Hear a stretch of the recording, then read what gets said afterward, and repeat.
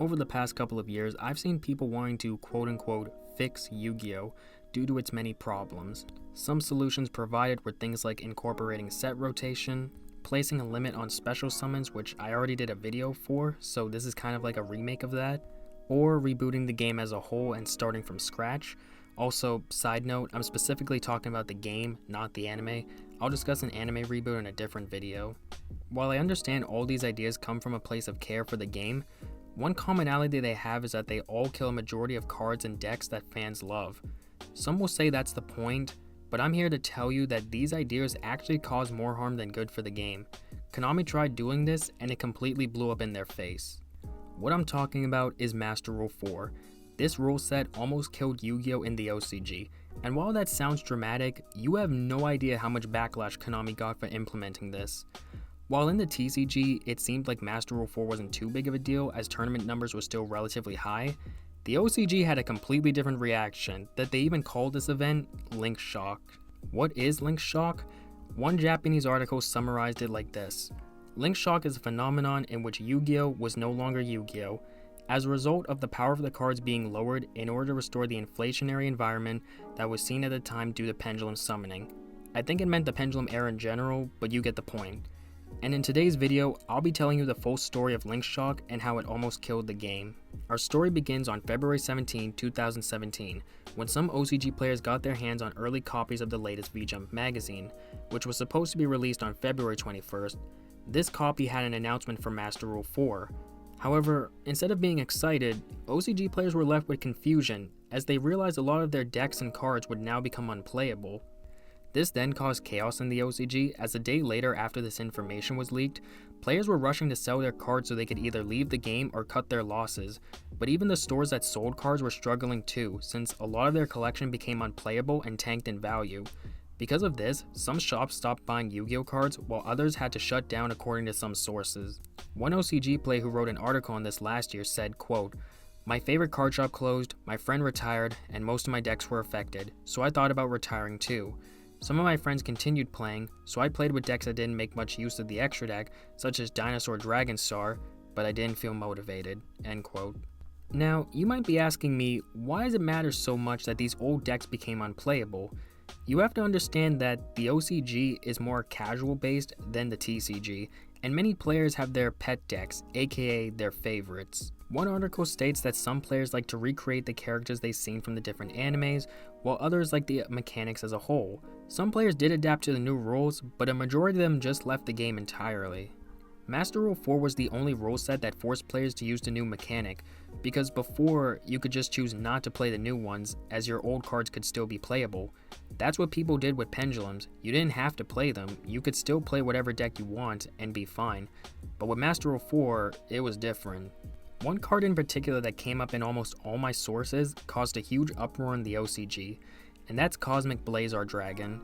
OCG players were excited to play with this card when it was announced at 2016's Jump Festa, and it was released on February 11, 2017.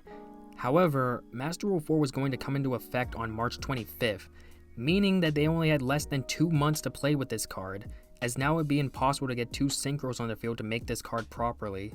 Cards like Blazar, Ultimaya, and Bahamut Shark could not adapt to Master Rule 4, since you would have to make a Link monster first, but even then, you might not have enough materials at that point to make these cards. Here's a clip from one of my sources, Toshin to Channel, who shows you how OCG players reacted when they realized Blazar was unplayable. これなら、いける。よし、私はクイックシンクロンの効果でジェットシンクロンを捨て特殊召喚、そしてジャンクウォリアーを召喚し、ジェットシンクロンを蘇生、そして効果でドッペルウォリアーを特殊召喚、そしてジャンクシンクロンとドッペルウォリアーで。あ。そうだ、リンクモンスター出さないと一体。One source that I brought up earlier even concludes that the whole reason they wrote this article was because of what happened to Blazar Dragon when Cosmic Quasar Dragon from Duelist Nexus was revealed.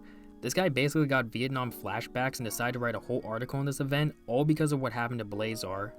This card was a prime example in the OCG of how certain cards became unplayable under Master Rule 4.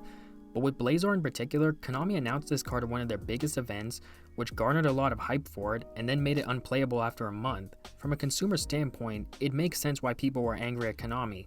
This was just a really bad business decision. When it came to the metagame, once Master Rule 4 came into effect, not much changed except for a few things. First, True Draco became tier 1 because they didn't care about the extra deck. Meanwhile, Zodiac was still the best deck because they could play around Master Rule 4. And then there were Firewall combos going on because we all know how insane pre-errata Firewall was. The reason this happened was that a lot of early Link monsters sucked, so there wasn't much help for lower tier decks, making even more players pissed off. Master Rule 4 did not slow the game down or make anything balanced as Konami hoped. If anything, things got worse later on, especially with Firewall in the game.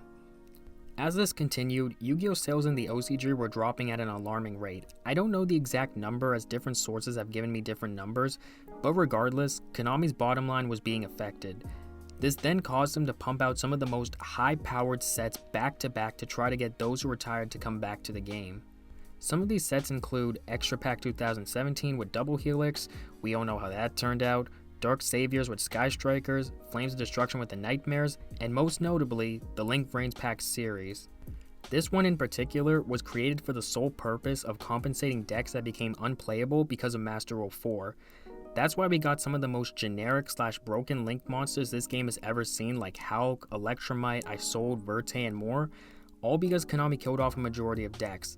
However, we all know that these cards did not help, as they added more problems to the metagame, resulting in them being banned in either TCG or OCG regions. In short, one article summed up the entire Vrains era in the OCG like this. To put it simply, the transition to the new Master Rules was a huge failure. Duelists are no longer able to use the decks they have been using for a long time, leading to many retirements. Sales at card shops have declined and some have been forced to close. And Konami's Yu-Gi-Oh! Sales fall 32% year on year, a decimal figure. This has resulted in a situation where no one benefits from it. It would not be surprising if the person who came up with this rule and the person responsible for deciding to adopt it were fired from Konami. All of this would soon end on Jump Festa 2019 when Konami announced that the old rules would be reverted on April 2020, with the only mechanic not to change was pendulums. One article wrote that this change was generally well received by those who retired, since now they can play the way that they used to.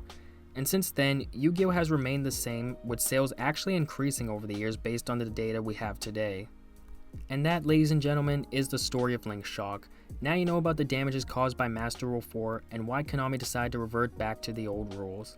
The reason why I wanted to share this story with you all is that I believe most of us in the TCG had no idea this was happening, and while Master Rule 4 did cause problems over here, we didn't experience what the OCG went through. Link Shock as a whole showed Konami what happens when you try to take the nuclear option of quote-unquote fixing the game. This is most likely the reason why Rush Duels were even created, as it provides a simpler form of Yu-Gi-Oh! Without having to change Master Duel. This is also why at the beginning of the video I said that set rotation, rebooting the game, or putting a cap on special summons would cause more harm than good, since they all do the same thing as Master Rule 4, and Konami never wants to experience that ever again, especially when their own home country turned against them. Also, I should note from the player's perspective that it doesn't benefit us either. I think the first article I brought up summarized it perfectly, in that changes like Master Rule 4 take away what makes Yu-Gi-Oh! Yu-Gi-Oh! People were attracted by all different things this game offered over its evolution. Sure, some might not like certain things that others do, like the various summoning mechanics, but taking away a majority of that will just cause more players to quit. We don't always accept massive changes to the game, which is another thing I feel like that this story has showed us, as OCG players left until Konami reverted to the old rules. Obviously, this game still has problems today, and while I understand what people are trying to do, these solutions are not going to help despite what positives they have. That being said, I believe there are better ways to deal with modern Yu-Gi-Oh's problems, and I'll just list a couple off right here. First is the price of cards. This one I think everyone can agree needs to change the most, especially in the TCG. I'm sorry, what is the justification for having things like rarity bumping and such? Why do we have to suffer the short end of the stick?